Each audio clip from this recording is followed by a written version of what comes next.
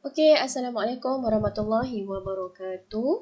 Uh, untuk hari ini, cikgu nak masuk bab baru ya, bab yang kelima dalam sains tingkatan 3 iaitu tajuknya adalah termokimia. Okey, termokimia. Okey, perkataan ni ada yang pertama kali baru dengar. Okey, basically termokimia, termo ini membawa maksud haba. Okey, haba. Dan kimia adalah tindak balas kimia yang berlaku. Okey, so dalam bab ni kita akan tengok apa sebenarnya yang dimaksudkan dengan termokimia. Apa yang dimaksudkan dengan termokimia. Okey, kemudian kita akan tengok apa dia tindak balas endotermik dan tindak balas eksotermik. Okey, kemudian kita akan tengok juga kepentingan daripada konsep endotermik dan eksotermik. Kita nak tengok apa pentingnya konsep tersebut dalam kehidupan harian. Okey, sebab untuk termokimia ni hari-hari awak gunakan. Awak memasak, buat kek, buat biskut. Awak hari-hari bakar kertas. Contohlah awak buat pembakaran sapu-sapu sampah, kemudian awak bakar dekat luar. Okey, ataupun awak berrespirasi. Okey, itu semua adalah tindak balas termokimia. Ni apa dia yang dimaksudkan dengan termokimia? Okey, kita tengok maksud dia. Termokimia ialah kajian tentang perubahan haba semasa tindak balas kimia berlaku. Ingat termo membawa maksud haba. Okey, jadi perubahan haba semasa tindak balas kimia berlaku. Okey, cikgu bagi contoh mudah. Contoh awak nak buat kek.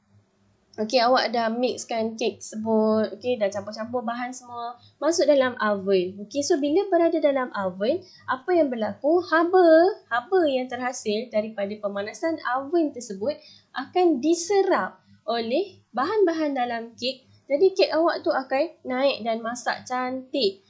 Itu adalah salah satu contoh proses termokimia. Jadi ada perubahan haba dekat dalam pembuatan kek tersebut. Daripada mentah, dia nak masak. Okey.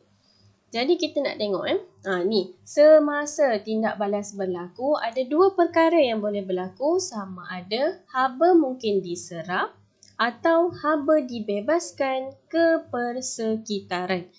So dua perkara boleh berlaku. Sama ada haba diserap atau haba dibebaskan ke persekitaran. Okey, jadi kita tengok apa yang sebenarnya dimaksudkan dengan diserap tadi tu dan dibebaskan. Okey, so ini adalah sedikit info sains yang mana awak boleh baca juga dalam buku teks mengenai tindak balas endotermik dan eksotermik. So kita tengok apa yang dimaksudkan dengan eksotermik. Ini kiranya anak daripada proses termokimia tadi tu termokimia ada dua perkara yang berlaku dalam dia iaitu eksotermik dan endotermik. So kita tengok ekso dulu. Ekso bermaksud luar. Okey, luar. Termik bermaksud haba. Okey, so definisinya adalah haba dikeluarkan atau dibebaskan. Okey, perkataan yang paling tepat adalah dibebaskan disebabkan oleh tindak balas kimia. Jadi eksotermik ni berlaku bila? Bila terdapatnya haba dibebaskan. Dibebaskan ke mana? Ke persekitaran. Maksudnya bila kita rasa sesuatu bahan itu dekat luar dia panas, kita rasa haba tersebut, maknanya bahan itu mengalami proses endotermik. Eksotermik. Kita rasa panas dekat luar. Okey, haba dibebaskan. Contoh tindak balas eksotermik. Banyak berlaku eksotermik, maknanya haba dibebaskan akan rasa panas. Contohnya pembakaran kertas. Pembakaran kertas. Siapa yang suka bakar-bakar tu kan? Awak bakar kertas, awak rasa haba dibebaskan ke persekitaran. So pembakaran kertas merupakan contoh eksotermik.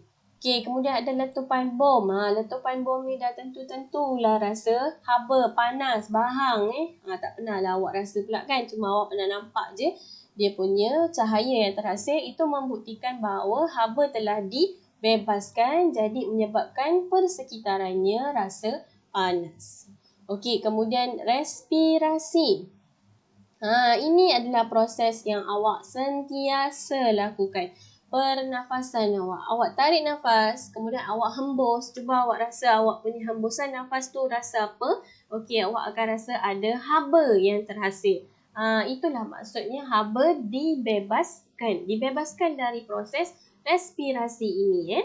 Okey, dan last sekali contohnya adalah peneutralan asid dan alkali. Ada asid, ada alkali. Ini awak belajar waktu tingkatan 2. Kita campurkan antara asid dan alkali, maka akan berlakunya proses eksotermik yang mana haba dibebaskan ke persekitaran rasa panas di sekeliling. Okey. Ini Okey, apa yang akan dapat dirasai oleh tangan sekiranya eksotermik berlaku pada cecair di dalam gelas. Okey, kita masukkan cecair di dalam gelas. Tiba-tiba awak rasa panas dekat luar. Okey, itu membuktikan bahawa ada proses eksotermik berlaku. Tengok heat is released. Haba dibebaskan ke persekitaran. So, awak akan rasa panas bila pegang gelas. Okey, kita beralih ke proses endotermik. Endotermik ni apa pula? Tadi exo, luar. Sekarang endo, di apa? Dalam. Okey, so satu cara untuk ingat, untuk mudah ingat, awak boleh ingat salah satu. Awak ingat endo. Okey, endo adalah dalam. Di dalam. Okey, maka satu lagi lawannya exo, exo di luar. Okey, bila endo dalam, maksudnya dekat sini haba diserap pula. Jadi haba diserap untuk apa? Untuk berlakunya tindak balas kimia. So tengok apa yang berlaku. Contoh tindak balas endotermik dalam kehidupan seharian. Fotosintesis. Kenapa dikatakan fotosintesis adalah tindak balas endotermik? Kenapa? Sebab awak tengok ini cahaya. Cahaya ada tenaga cahaya dan tenaga haba So haba sekarang ni diserap oleh tumbuhan. Cahaya dan haba diserap. Okey, dalam masa yang sama dia gunakan juga tenaga tersebut. Jadi itu membuktikan bahawa proses fotosintesis ini dia telah menyerap haba, simpan haba dekat dalam tumbuhan. Okey, seterusnya proses membuat kek. Cikgu, kenapa buat kek ni bukan ke rasa panas bila kita buka oven? Betul, bila kita buka oven kita rasa panas. Tetapi proses yang sebenarnya berlaku adalah di dalam oven tersebut. Bila awak masukkan kek yang bahan-bahan mentah, tepung semua tu kan, oven itu awak akan panaskan. So macam mana bahan ni boleh masak? Dengan cara dia serap haba daripada oven tersebut.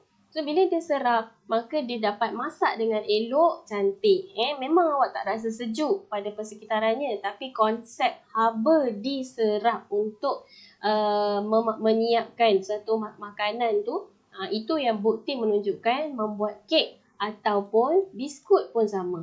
Buat biskut ke, itu semua adalah konsep endotermik. Serap haba, memasak makanan yang mentah. Macam mana boleh jadi masak? Dia serap haba. Okey, serap haba.